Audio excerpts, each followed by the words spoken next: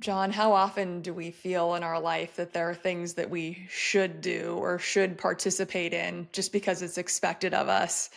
And maybe it's not what we have time for, or it's not really the most important priority in our heart and soul. But again, it's what we feel that it's expected of us. I don't know if that's something that you've experienced at any point in your life. I know it certainly is in mine.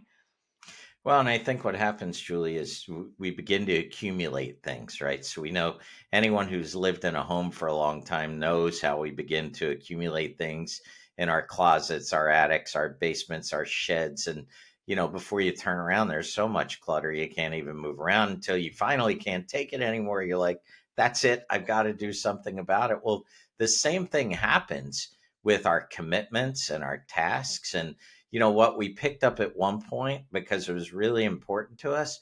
I'm not going to say they're still not important to us, some of these things, but oftentimes, the what do they say? The enemy of the best is the good, right? Because we make decisions about what we think would be good at a certain time, but over time things change, priorities change. And so I thought it was really important for our audience to hear what Amanda Jefferson had to say today about the process we might employ to begin sorting out the clutter, whether it's physical, whether it's digital, whether it's personal, whether it's business. I think we're all people and we all are exposed to the dangers of overcluttering our lives. Absolutely. And she has a great method, which she calls the focus method, that again, I think takes this process from a very high level, 30,000 foot process to a tactical process that we can all go through to really start sorting through any of these commitments, physical or items that we're thinking about in our life. And I think it was so powerful for me to really think about. And I'm confident that our listeners will be inspired to do so in their own lives, whether personally or professionally. Julian, sometimes I just love podcasts sometimes where we talk to folks outside of our industry, yet Yes. everything that they do is so applicable to what we do. So, given the fact that Amanda is outside of our industry, why don't you share with our listeners a little bit about who Amanda is and why she's joining us on the podcast today? Amanda Jefferson is the owner of Indigo Organizing, the creator of the Done With You digital organizing coaching program and the Get It Done Club, one of the world's first KonMari consultants. A TEDx speaker and co host of the Good Enough Ish podcast, Amanda has been featured in Real Simple, Harper's Bazaar, The Wall Street Journal, and Better Homes and Garden, among others. She was recently named a top 50 woman speaker of 2024 by renowned speaker and author Jess Ekstrom. Known affectionately as the Tech Whisperer, Amanda helps busy people declutter their digital lives and talks to audiences about how to quiet the noisy shoulds of society. So, please join us for a few minutes in listening to our conversation that we had with Amanda Jefferson about how to quiet those shoulds and how to use the focus method to add order to our lives. Hi, I'm John. And I'm Julie. We're the hosts of the Hartford Fund's Human Centric Investing Podcast. Every other week, we're talking with inspiring thought leaders to hear their best ideas for how you can transform your relationships with your clients. Let's go. Amanda, welcome to the Human Centric Investing Podcast. We're so happy to be here with you today. I am excited to be here. Amanda, I always enjoy talking to you, and I'm really looking forward to this podcast because you talk about one of the keys to enjoying life and finding joy in life is to quiet the shoulds. I think I've got a lot of shoulds, but I want to understand them better to understand that I'm actually thinking about them the right way. So when you talk about quieting the shoulds in our life, what are you talking about there? So, my career, I left a big career behind. I had an MBA. I worked at one of the world's, premier business schools. I worked at Wharton. I was the head of a nonprofit, and I was sort of like shooting my way to the top, right? Like I was doing all of the things that you're supposed to do and climbing the ladder. And at the same time that I was the executive director of a nonprofit, I was, supposed to be doing all this big fundraising and running a team and had this big board. I also had a newborn baby at home, and I was exhausted, and I had a 2-hour commute and a totally messy house, and I was exhausted, and something had to give, but all the messages that I was getting was just like, keep going, just keep kind of white knuckling your way through this life, because this is what it is. And I knew that I was probably on the verge of a nervous breakdown. So I decided to leave that career behind and get trained by Marie Kondo to help people declutter their homes. And most of the people that I gave, when I had to call my board members one by one to explain to them that I was leaving my job as an executive director of a nonprofit to essentially what they were hearing were clean closets, they all thought that I was crazy. But I've learned that when people think you're crazy, you might be onto something. So that was kind of my first endeavor in really kind of leaving the shoulds behind. And then over the past couple, 8 years or so, as I've worked with people decluttering their lives, what I'm really realizing is that I'm giving them helping to give them permission to let go of their own shoulds and let go of what's not serving them, and really kind of strip their own lives down to, as Marie Kondo would say, like what brings them joy. So that's kind of just a real quick and dirty explanation about why I feel kind of passionate about the shoulds, and how that got me to where I am today. So would you say that shoulds are oftentimes the expectations that others put on us versus our priorities? Is that the key to what they are?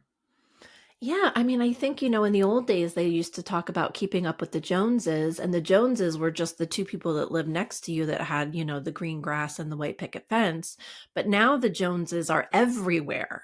They are on our phones and they are in our faces. And, there's just this expectation of what size we should be and how we should dress and what our homes should look like, and that our pantries should be color coordinated, and all of this kind of stuff. And the number of kids you should have, or should you have kids, all this kind of stuff.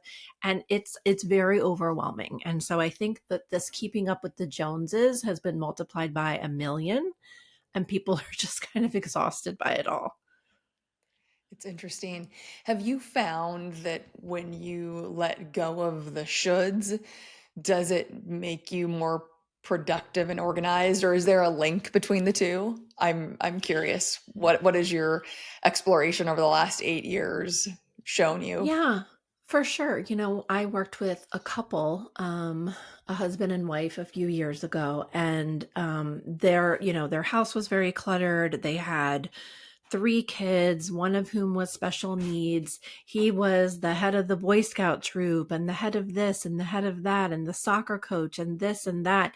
And he had so many shoulds going on in his mind, but they weren't shoulds to him. It was just like, well, they need a Boy Scout leader, and they couldn't find another soccer coach, and they did it. So it was like, I have to do all of these things. And I think when I would start to have conversations with him about, like, you actually don't, like, you could actually say, I've been reevaluating my priorities and I'm no longer able to lead the Boy Scouts right now. And will that disappoint someone? Yes. Will it create a little bit of a problem, for a couple of months? Yes. Is that okay? Yes. Because you're kind of driving yourself into a hole, mentally, physically, just because you don't want to disappoint other people, because you're kind of holding on to these shoulds. And yeah, so I think um, letting go of the shoulds can have an enormous impact on people. It's interesting. I think about it, Amanda, even professionally with the financial professionals that we deal with.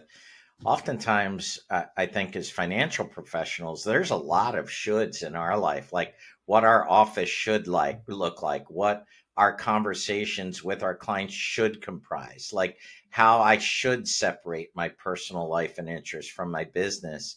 But actually, and I think Julie will agree, some of the top teams in the industry, and we work with some of the top teams in our industry, they allow their personality to flow through their business. Mm. It's almost like it's one and the same. And there's a different atmosphere when that happens. And to your point, will it mean that you may not get certain clients that have a given expectation. I think that's probably true.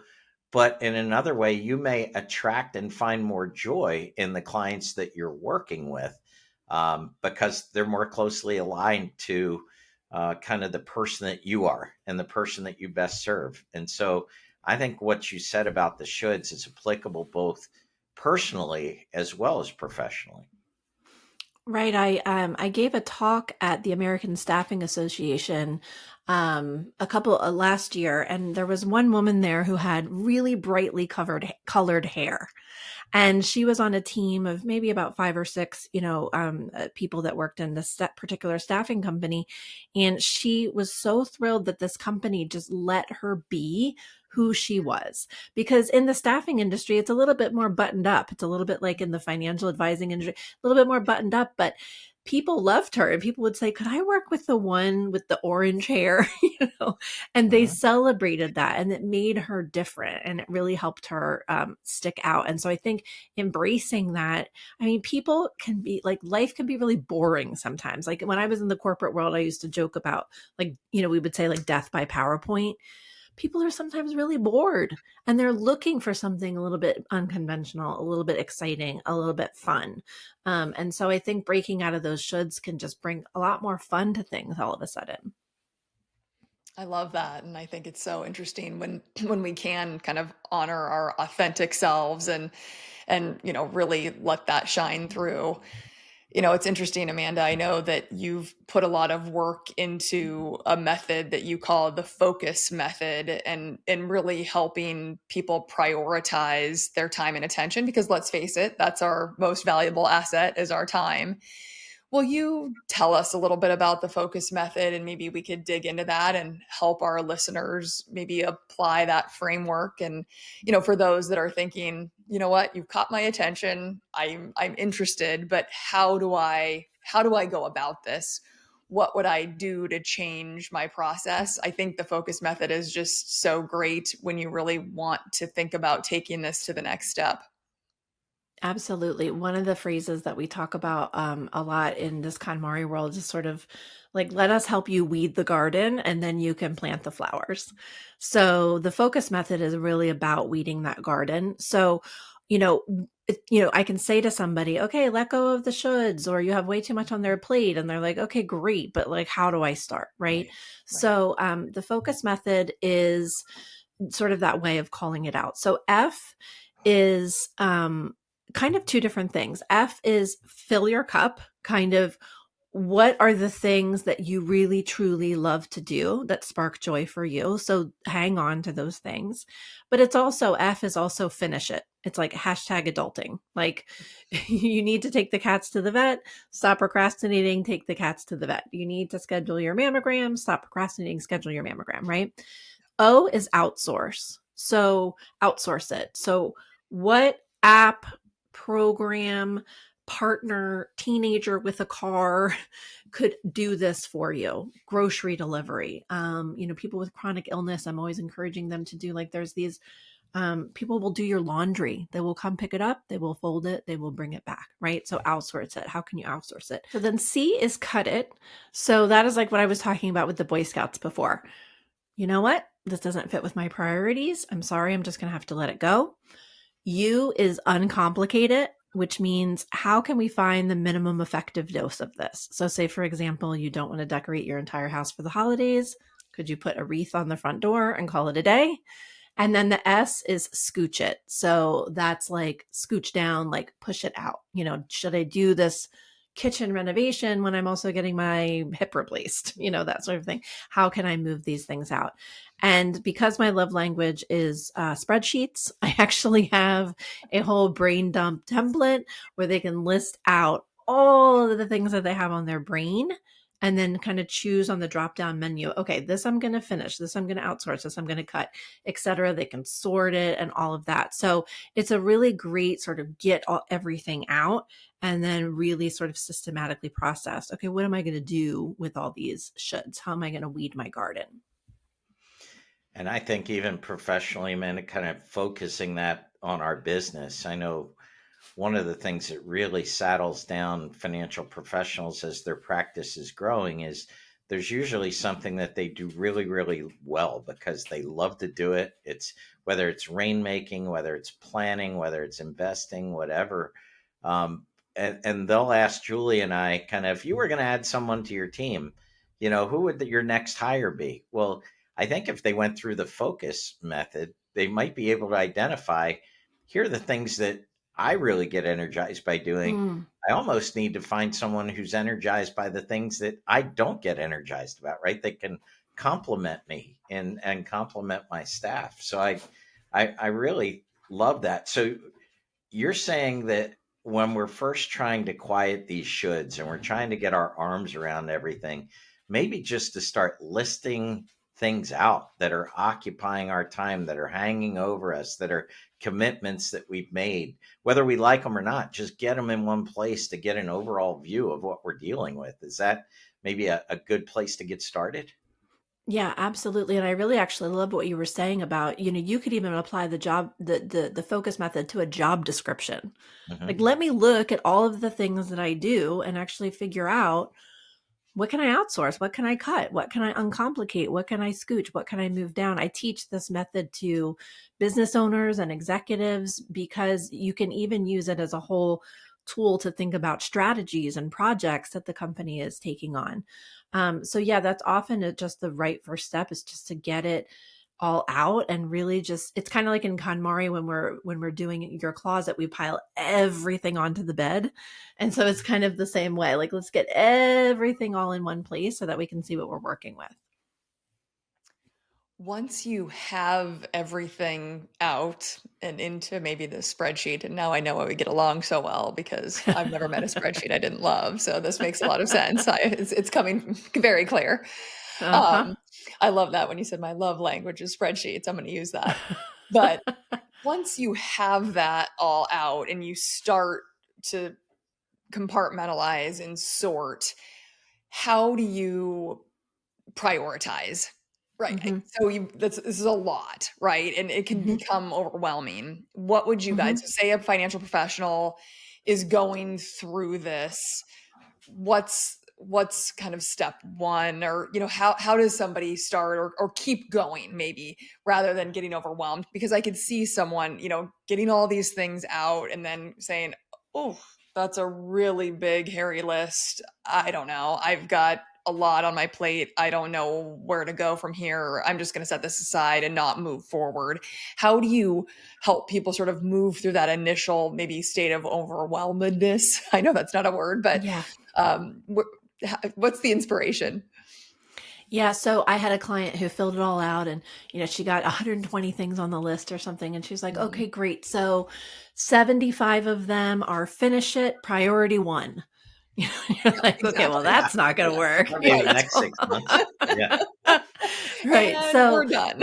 and right, and it's like, oh, and then she's like, oh, I think I'm kind of understanding the point of this exercise, because in her brain she's had these 75 things circling around. I need to get this done, I need to get this done, I need to get this done.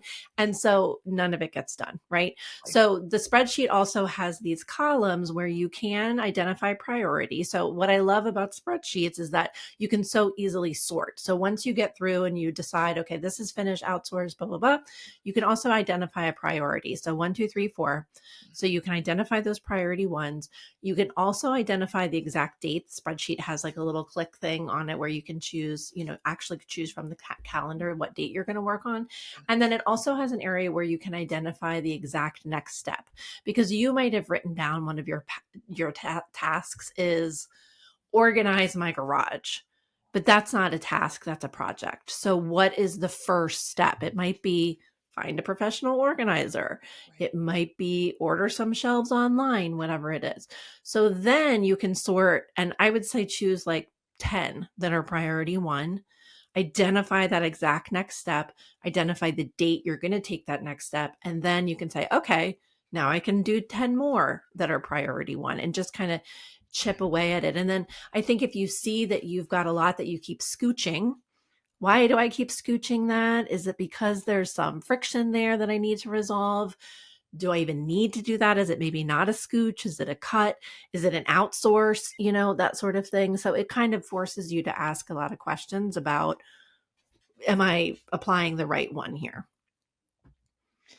Amanda, it strikes me, Julie and I often talk to financial professionals about building a longevity network. And it just crossed my mind that, somebody that you just mentioned, somebody to help you physically organize things. And we hear this a lot when people are thinking about downsizing or moving or whatever. But I'm thinking somebody that does what you do in terms of helping me think about my time and my priorities may be a really interesting addition to that longevity network, because as life changes, priorities change, focus changes, and it kind of switches up the things that I think we would prioritize.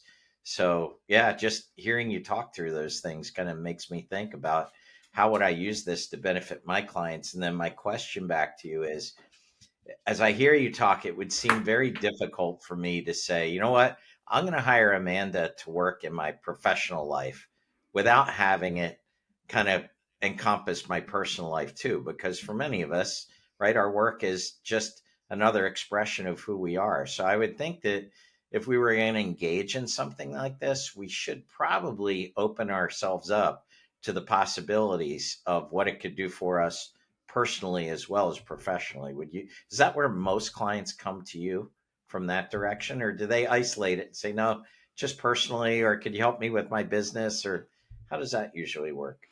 It's so blended. And I think in some ways that was a beauty of COVID, in the sense that it recognized the fact that we're not one person from 9 to 5 and then a totally different person, weekends and evenings, right? And that we are just this combination of those two things. And I think there's a much better appreciation for those things. So it's very rare that I'm working with someone and we're ever doing just personal or just Okay. professional. For a lot of people, it's really helping them even just figure out a little bit how to untangle the two, or how to, so for example, a lot of people don't even understand on their computers like how their filing system works, the filing cabinet of their computer. And so all of their work and personal stuff is all mixed together. And so even just being able to teach them, let's have a work folder and put everything in there, and have a personal folder and put everything in there. And it's like, just like kind of this like aha moment. So,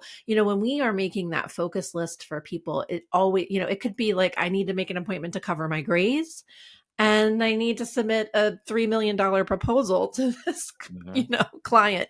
It's such a mix, but we have it all tangled up in our head, and so that's where I can just kind of help people untangle that mess. Well, I think it's interesting. I always joke that at any given time, I have multiple to-do lists going. I have a paper copy floating around somewhere. I have a notes list on my iPhone. I have a spreadsheet somewhere, and they're all at different stages, and they're a mix of work, personal. And the most important thing is to be able to cross things off of them because it feels so good.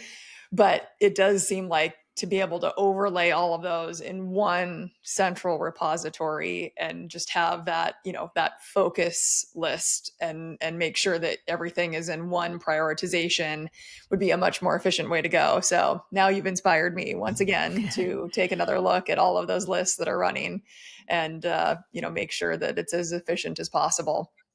I Right. And I know. think, Oh, sorry. no, go ahead. And I think, the focus, that spreadsheet doesn't have to be your everyday, to-do list. I think it's such a great tool when you're just having a moment of total overwhelm. Mhm. And then it can kind of help you organize your brain. And then you can go back to your planner or your app or whatever.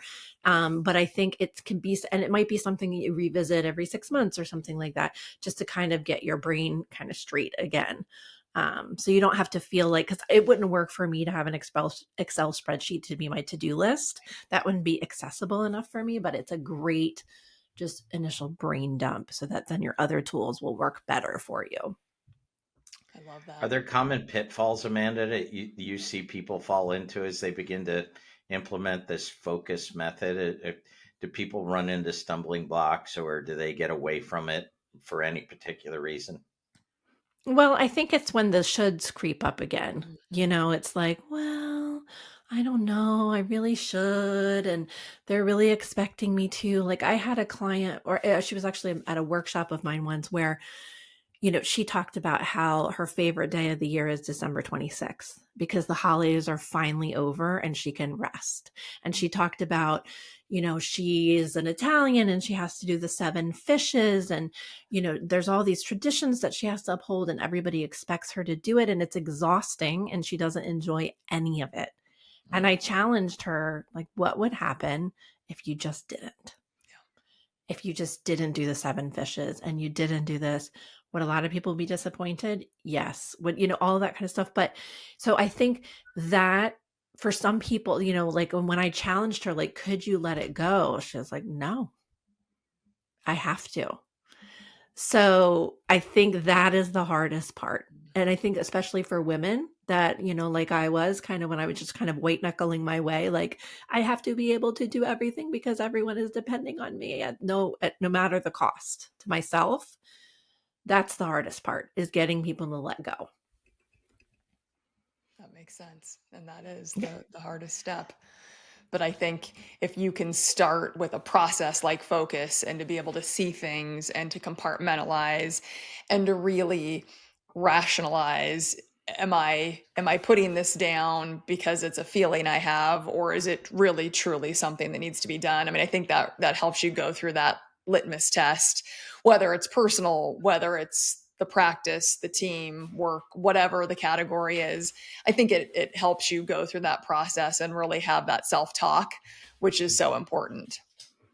Right, because even in the example of this woman, she could take this whole thing and say, okay, how can I focus this whole thing? So, outsource. Could I teach my granddaughter how to make the 7 fishes Yep. so that next year she can do it?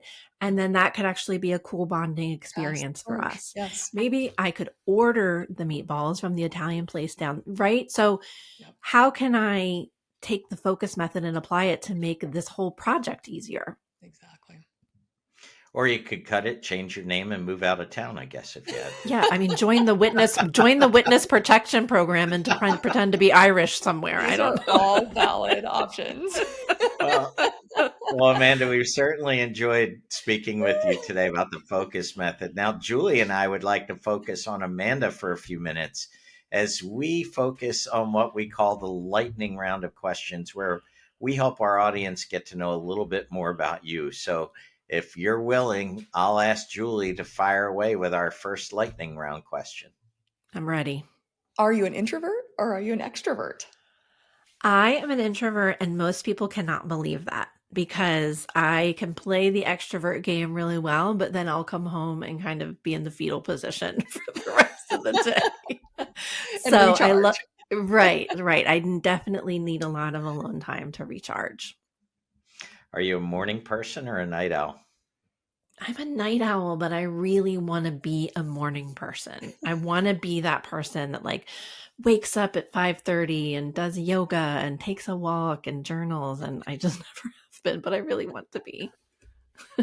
Maybe someday. What's the ideal outside temperature? 64. Wow. A little on the chilly side, a little crisp. I That is like a it nice a crisp. little bit crisp. I like sweater weather.